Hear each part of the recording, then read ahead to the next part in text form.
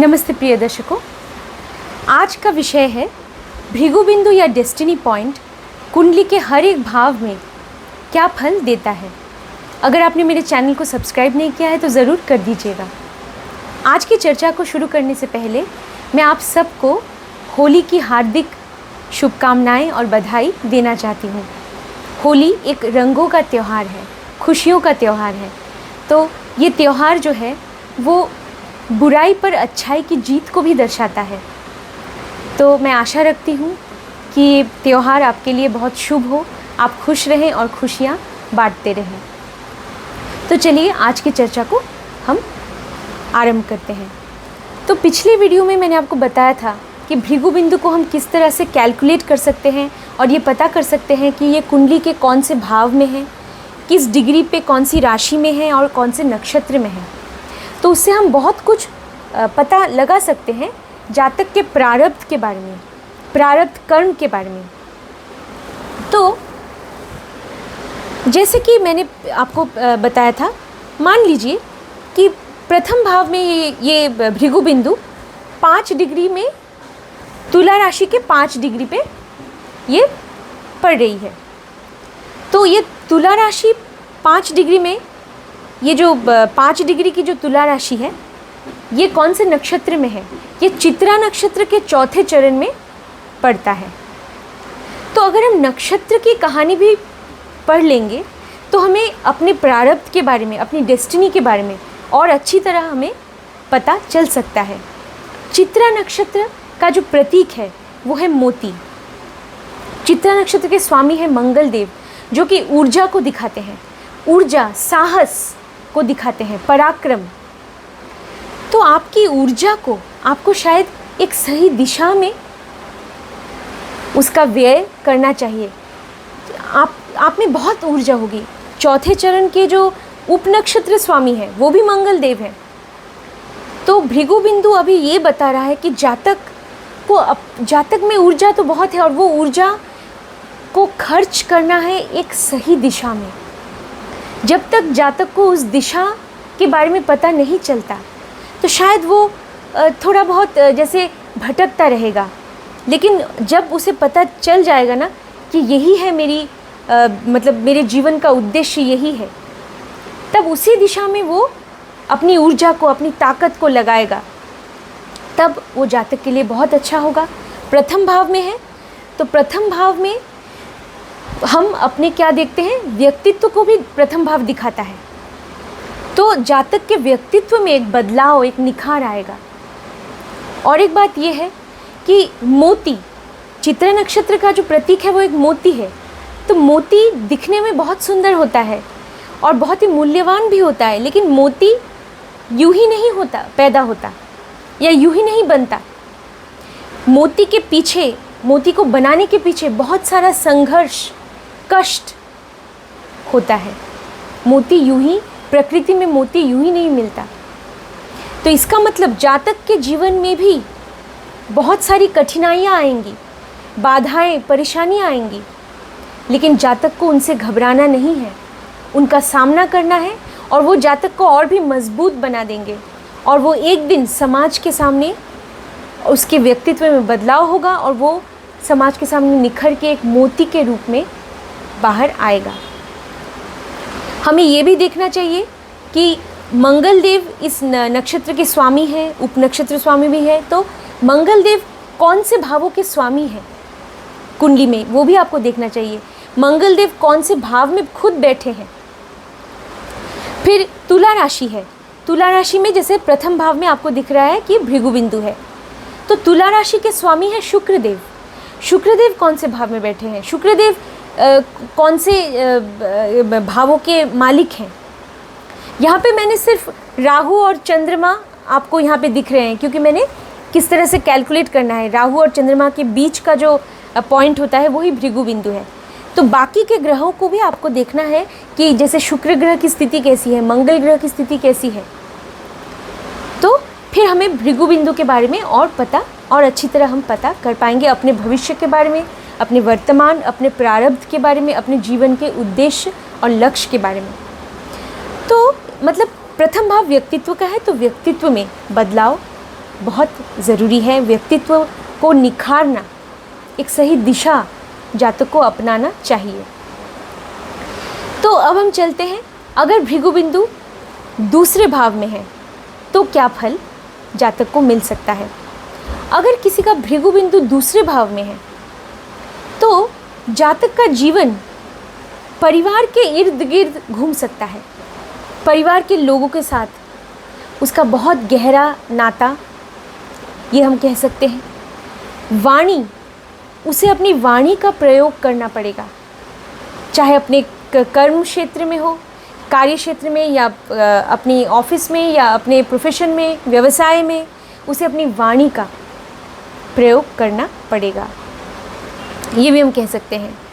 या जातक जैसे धन भी उसके जीवन का लक्ष्य होगा कि किस तरह वो धन कमा सके, या उसके पास जो संचित धन है वो उसके लिए बहुत ही महत्वपूर्ण होगा।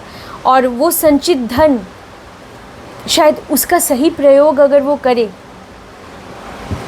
तो उसका भाग्य उदय हो सकता है, ये भी हम कह सकते हैं। अगर भृगु बिंदु तीसरे भाव में पड़े तो तीसरा भाव जो होता है वो साहस का, परिश्रम का, पराक्रम का, कम्युनिकेशन का भाव होता है।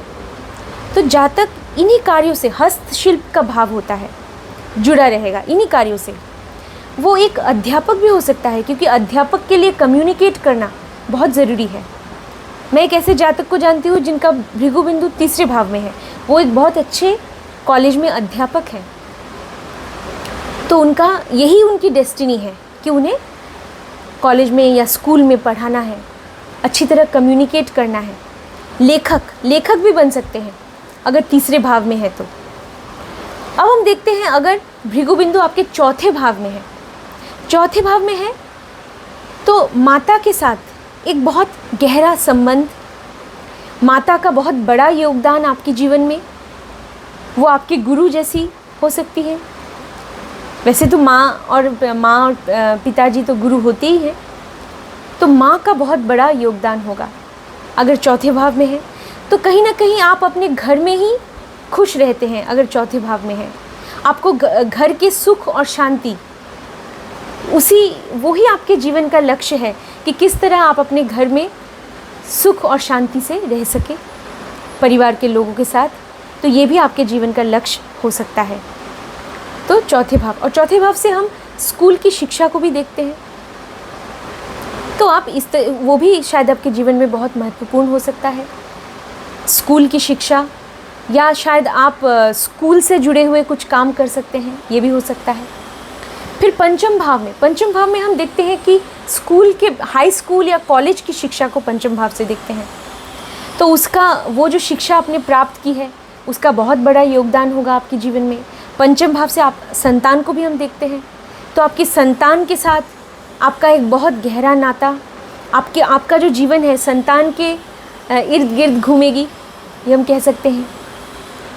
पंचम भाव से हम प्यार या प्रेम संबंधों को भी देखते हैं। पंचम भाव से हम हर तरह की कलात्मक कार्य को, हर तरह की कलात्मक शक्ति, सृजनात्मक शक्ति, उसे भी हम पंचम भाव से देखते हैं। तो इसका मतलब आप कोई अच्छे कलाकार हो सकते हैं, तो वही आपकी प्रोफेशन या वही आपका कार्य क्षेत्र हो सकता है। अब अगर षष्ठम भाव में भृगु बिंदु है तो आपकी नौकरी आपके लिए बहुत महत्वपूर्ण है। ऐसा हो सकता है आपकी नौकरी ही आपके लिए सब कुछ है। षष्ठम भाव में अगर यही है, ये बिंदु है, तो आपको सेवा में, किसी भी तरह की सेवा में, सर्विस में या समाज सेवा में भी आपकी रुचि हो सकती है अगर षष्ठम भाव में है। तो अब हम चलते हैं अगले भाव की ओर, सप्तम भाव। तो आपका वैवाहिक जीवन आपके लिए बहुत महत्वपूर्ण हो सकता है। जैसे विवाह के बाद आपका भाग्य उदय हो सकता है। विवाह के पहले आपकी स्थिति अलग थी, विवाह के बाद बिल्कुल बदल सकती है। ये हम देख सकते हैं। आप खुद अपना कुछ बिजनेस या व्यवसाय शुरू कर सकते हैं अगर सप्तम भाव में है। तो आप समाज में जो आपकी छवि है वो बदल सकती है उसकी वजह से। अगर अष्टम भाव में ये बिंदु आ रहा है तो हम ये कह सकते हैं कि आप अष्टम भाव से आपको अचानक जो पैतृक संपत्ति या विरासत में आपको जो धन मिला है उसका आप सदुपयोग कर सकते हैं, जिससे आपका भाग्य बदल सकता है या भाग्य उदय हो सकता है। या आपके प्रारब्ध कर्म में ही वो था कि वो जो आपके पास जो धन अचानक से आपको मिला है उसका आप कुछ अच्छा उपयोग करेंगे। फिर ये भी हम कह सकते हैं कि अष्टम भाव से जो भी गुप्त विद्याएं जुड़ी हुई है, रहस्यमयी विद्याएं, जैसे ज्योतिष की विद्या भी आपको उसमें रुचि हो सकती है, आप उसके तरफ आप ज्योतिषी बन सकते हैं। अगर अष्टम भाव में ये बिंदु आ रही है तो हम ये कह सकते हैं। आपको इंश्योरेंस एजेंसी के काम अच्छे लग सकते हैं, टैक्सेशन डिपार्टमेंट के से जुड़े हुए काम भी आपको पसंद आ सकते हैं अगर अष्टम भाव में ये बिंदु है तो। टेक्नोलॉजी, अष्टम भाव से हम टेक्नोलॉजी को भी देखते हैं। आपको टेक्नोलॉजी के क्षेत्र में किसी भी तरह की टेक्नोलॉजी हो सकती है, वो उसमें रुचि हो सकती है। फिर चलते हैं नवम भाव में। नवम भाव में अगर है तो पिता का बहुत बड़ा योगदान रहेगा आपके जीवन में, पिता का। और जैसे आपको धर्म में बहुत रुचि हो सकती है, धार्मिक कार्यों में बहुत रुचि हो सकती है। फिर नवम भाव से हम ये लंबी यात्राओं को भी देखते हैं। शायद आपको लंबी यात्राएं करनी पड़ती है अपने आपके काम या आपके व्यवसाय के लिए, वो भी हम कह सकते हैं। किसी गुरु का बहुत बड़ा महत्व या योगदान होगा आपके जीवन में। अगर दशम भाव में ये बिंदु है तो हम कह सकते हैं कि आपका कर्म ही आपका जीवन है। आपका जीवन जो है आपके कर्म के चारों तरफ ही घूमता है। आपके कार्य क्षेत्र या व्यवसाय या आपकी नौकरी, उसके ही चारों तरफ आपका जीवन घूमता है, ये कह सकते हैं। और अगर दशम भाव में ये बिंदु है तो आपके समाज में मान सम्मान प्रतिष्ठा एक दिन इसमें वृद्धि होगी, क्योंकि दशम भाव वो भी दर्शाते हैं। अगर ये बिंदु नवम भाव में है, माफ़ कीजिएगा, अगर 11वें भाव में है तो हम ये कह सकते हैं कि आपके जो बड़े भाई बहन हैं उनसे आपको बहुत मदद मिल सकती है आपके जीवन में। या आपका जो सामाजिक दायरा है, जो सोशल सर्कल है, जिन लोगों के साथ आप उठते बैठते हैं, उनसे भी आपको बहुत सहयोग मिल सकता है, जिसकी वजह से आपका भाग्य उदय हो सकता है। ये हम आपके चाचा भी आपको आपकी बहुत मदद कर सकते हैं, उनका बहुत बड़ा योगदान हो सकता है आपके जीवन में अगर 11वें भाव में है। 11वें भाव में है तो शायद धन कमाना आपके जीवन का लक्ष्य हो सकता है, क्योंकि 11वां जो भाव है वो लाभ का भी भाव है। केवल धन ही नहीं, आपकी समृद्धि में वृद्धि हो सकती है, आत्मसंतुष्टि में भी वृद्धि होगी। तो आपका जीवन का लक्ष्य वही है कि किस तरह से आप अपने आप को और समृद्ध कर पाएँ। तो ये आपके जीवन का लक्ष्य हो सकता है। तो अगर ये युति आपके 12वें भाव में है तो आपका झुकाव आध्यात्मिकता की ओर हो सकता है। आपको आध्यात्मिक विद्या में रुचि हो सकती है, आपको योग अच्छा लग सकता है।